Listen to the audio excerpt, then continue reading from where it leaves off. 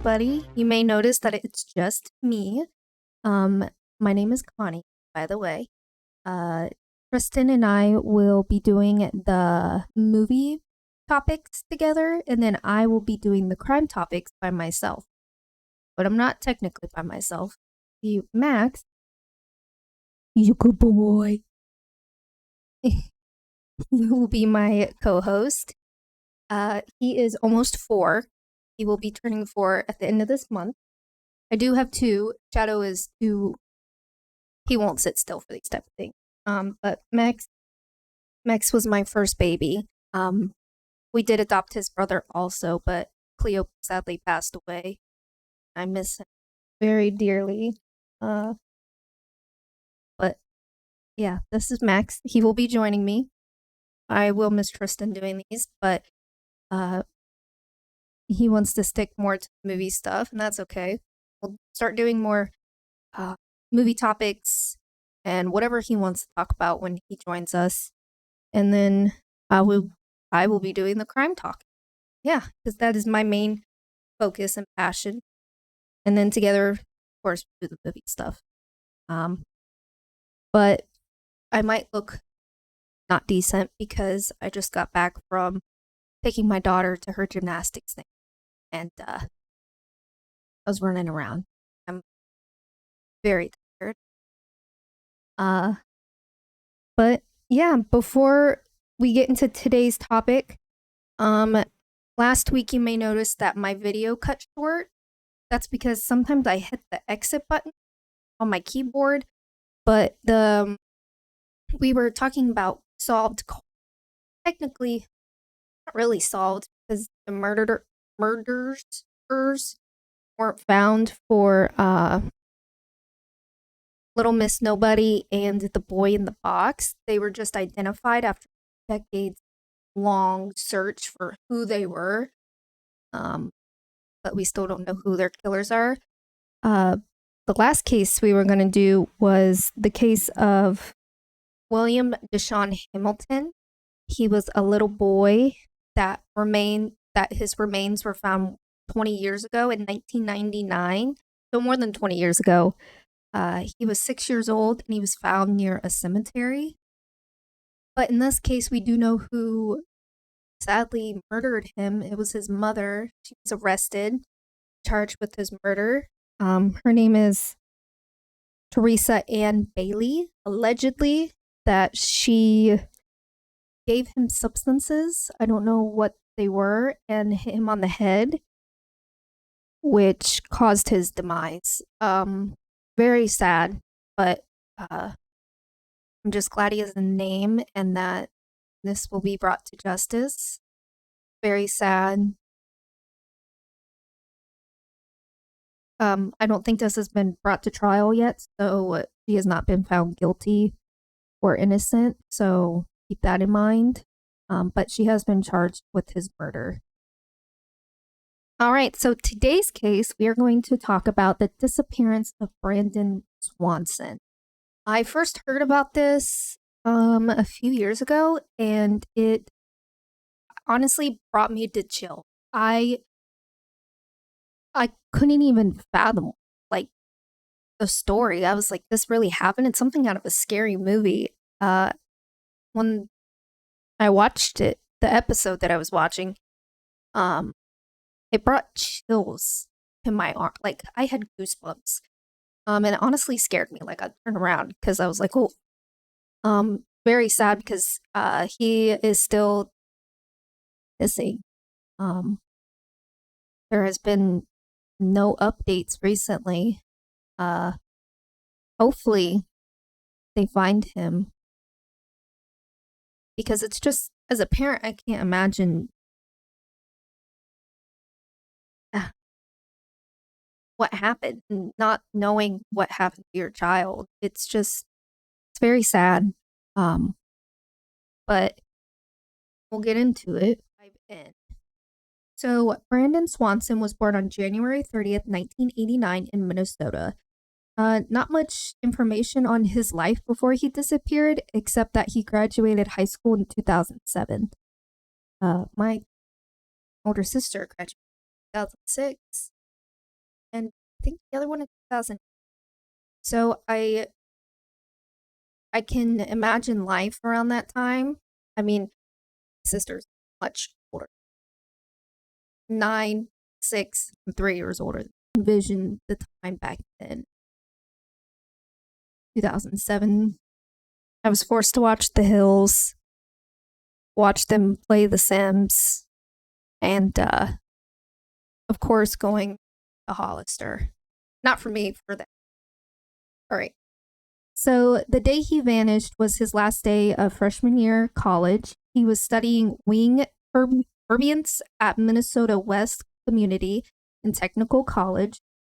So of course he went out to celebrate at parties. I mean, I would too.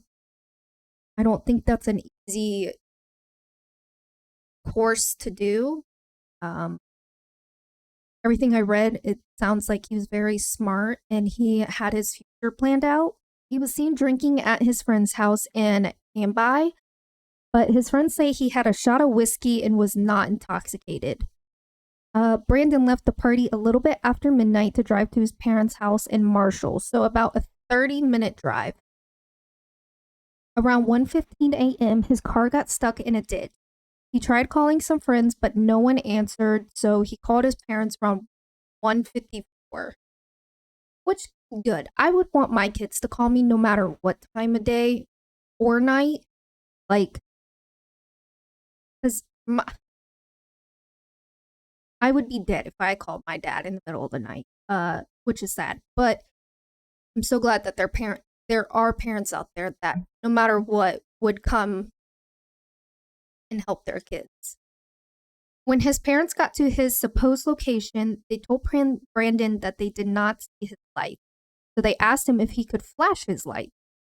So they're on the phone, they're talking to Brandon, and he's telling the location of where he thinks he's at. And they get there, and of course, it's pitch dark black. And they're telling him to flick his lights, and they still can't see him. And they could hear him doing the click click sound when you try to flash your lights, so they know he was doing it.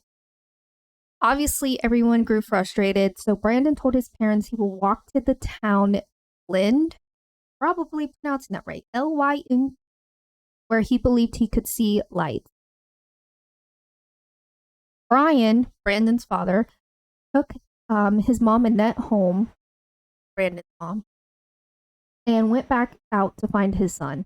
Instead of taking the main road, Brandon told his dad he will take a shortcut through the fields, passing fences, gravel roads, and could hear water. He did this so they would meet at the tavern parking lot in Lynn.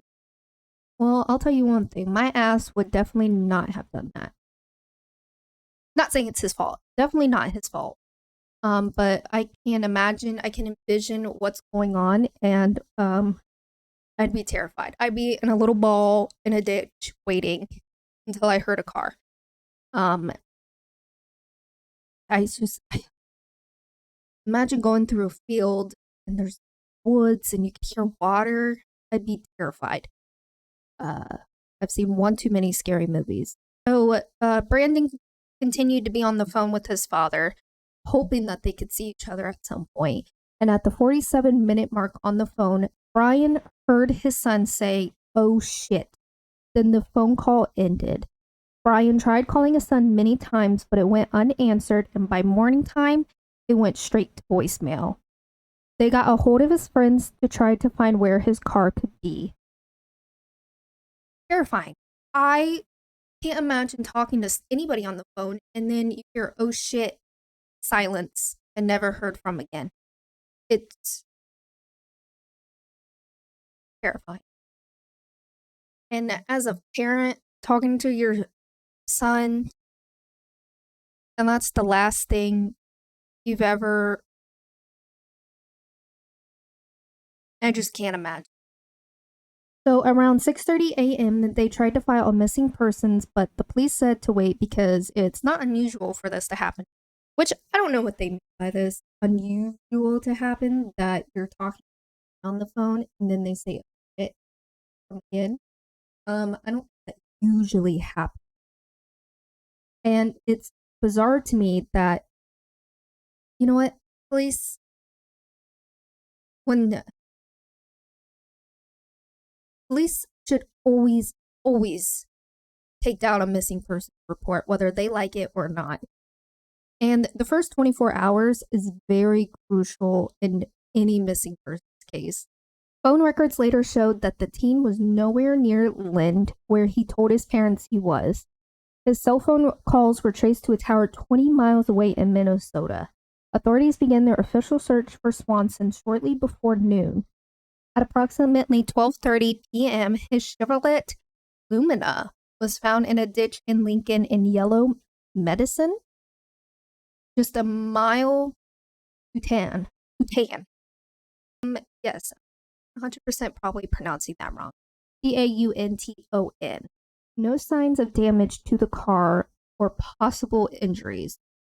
It sounds like everything his parents are saying when they could hear stuff in the background, because he says he got out of the car and was beginning to walk.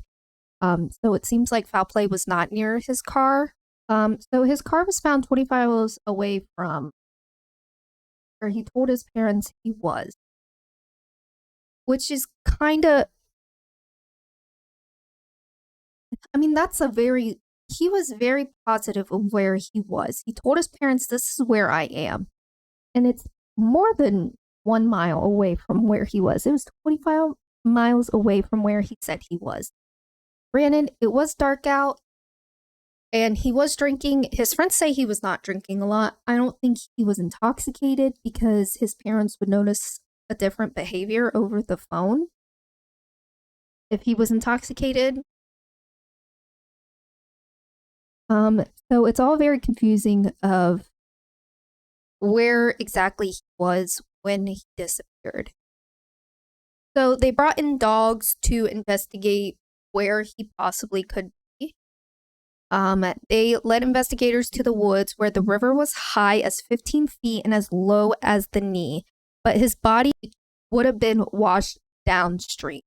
His mother, Annette, claims one bloodhound followed a scent from the stranded car down a gravel road to an abandoned farm.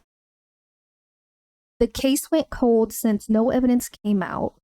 His parents started Brandon's Law, the law that requires authorities to conduct investigations without delay when a missing persons report is received. Which, good for his parents, because there's seconds that matter in a missing person's case, and it should have been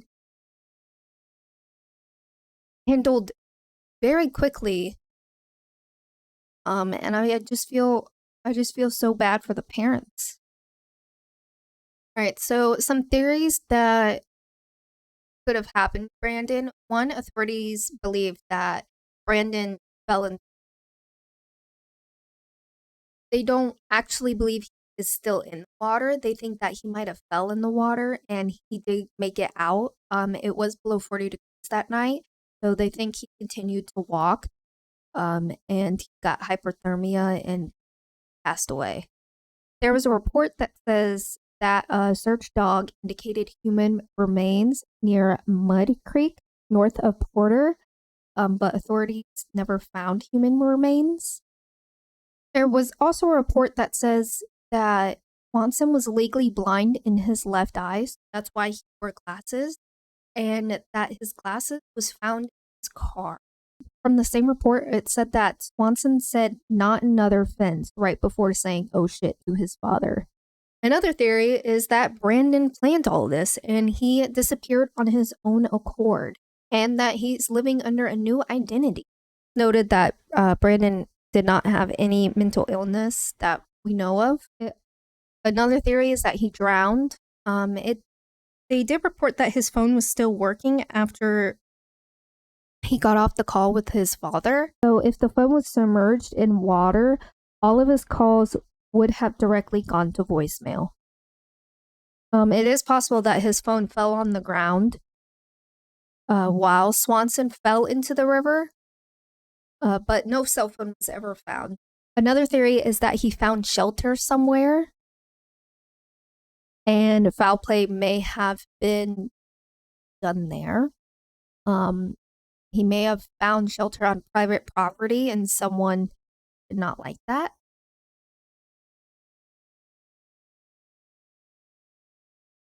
Uh, but those are all the theories that I found that could be possible. Um,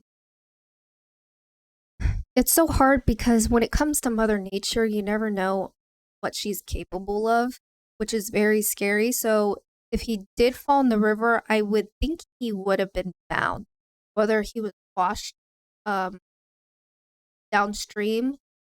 You would have found some type of clothes. I don't think uh, piranhas or alligators are in that water. I could be wrong though. Um, his cell phone was never found. Another theory I heard was the smiley face killer, but we don't even know if the smiley face killer is even a real serial killer. I would love to get into that in a different episode because it's so. There are points that I'm like. There's also points where like. I do want to note that Brandon's car was found in the ditch and that his door was open and his keys were missing. There is another case similar, kind of, and that it ended with a phone call, that a lot of people think might be part of the smiley face killer. It is the murder of William Hurley, who went by Will, that people think may be a part of the smiley face killer.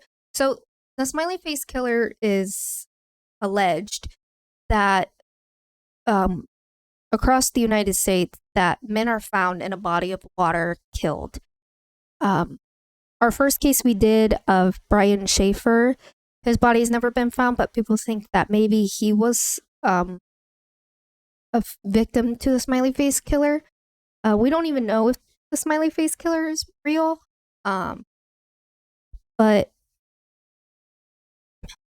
Brandon, and Will's case, it has me up thinking at night.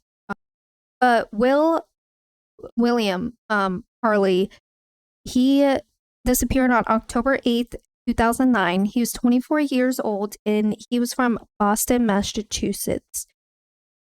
I'm gonna read this. He was from Boston, Massachusetts. He was 24 years old and he was a Navy veteran. So he was attending Boston Bruins game at TD Garden. I butchered that, and I apologize to anyone who is a fan. So halfway through, he called his fiancee Claire to pick him up, right? But when she got there, she could not find him. So of course, she called him to see where he was, and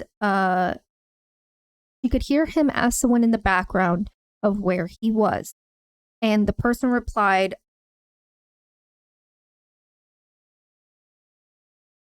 99 Nashua Street. Nashua. Nashua. Nashua Street. And then he said the battery's about to die. So she went to the address that the man said that they were at. And she said it literally was like a minute or two, maybe less, and he was not there. And she tried to call him back, but it seemed like his phone did die. So unfortunately, 6 days later, his body was found upstream in the Charles River. He had blunt force trauma to his head, had damage behind his left knee, and there was GHB, which is known as the date rape drug, found in his system. There was also alcohol. His cell phone was damaged, and his case and his death was ruled undetermined drowning. His cell phone was found near the address of 99 Nashua Street, which was badly damaged. But yeah, the medical examiner ruled his death an undetermined drowning, which I don't understand. But GHB, a lot of trauma done to his body, and his cell phone found damage. I don't think that's undetermined drowning. I could be wrong though.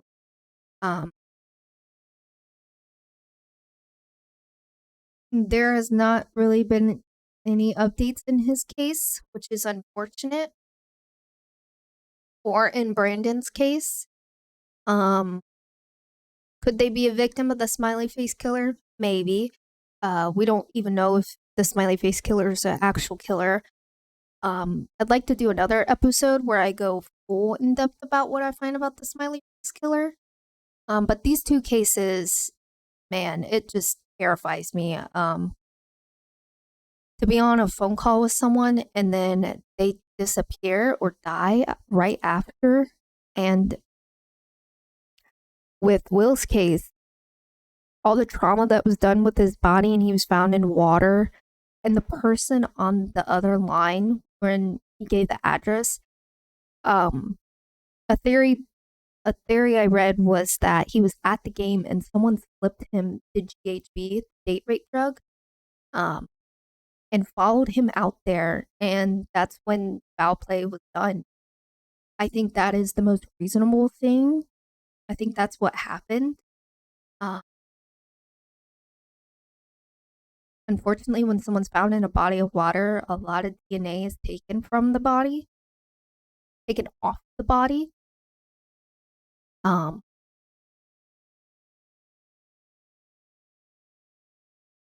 Which I think his body was thrown into the water on purpose so DNA could not be recovered from his body. So I think it was a planned attack, or maybe a moment of opportunity.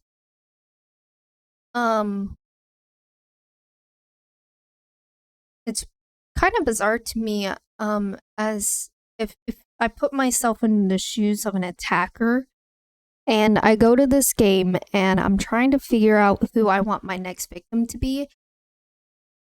And I pick a guy with a group of friends, not knowing if he's just going to pass out if I slip this drug. And how do I know that he's going to leave early because of this? Because he doesn't feel well.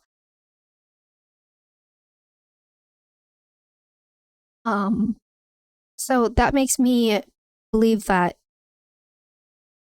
this person might have known him or had this planned out, premeditation. With Brandon's case, I'm kind of leaning towards more foul play, which is even more terrifying, that someone is lurking behind you in a field, just waiting for someone to come. Could he have started another life? Maybe. Anything's possible. But with both of these cases, it's you don't really know what happened. But yeah, that is the case of Brandon Swanson and William Will HURLEY. Thank you for joining me by myself for this episode. I am new to this. I hope to get better. And I'm glad Max is joining me. He is on my foot, so you can't see him. But let me know what you guys would love to hear next. Next week, Tristan and I will come out with our new movie review episode. I'm excited to do that. So 1 week will be just me, and then the other week will be Tristan and I. And another update, the Idaho college murderer was now arrested. Eventually I would love to do that case, but right now I'm waiting for more details to come out. I'm really waiting for a motive to come out. It is officially the new year. So happy new year, everybody. I'm getting ready for Valentine's Day. I know it's a month away, but as a mom, I try to do everything as early as I can, like prepping for it.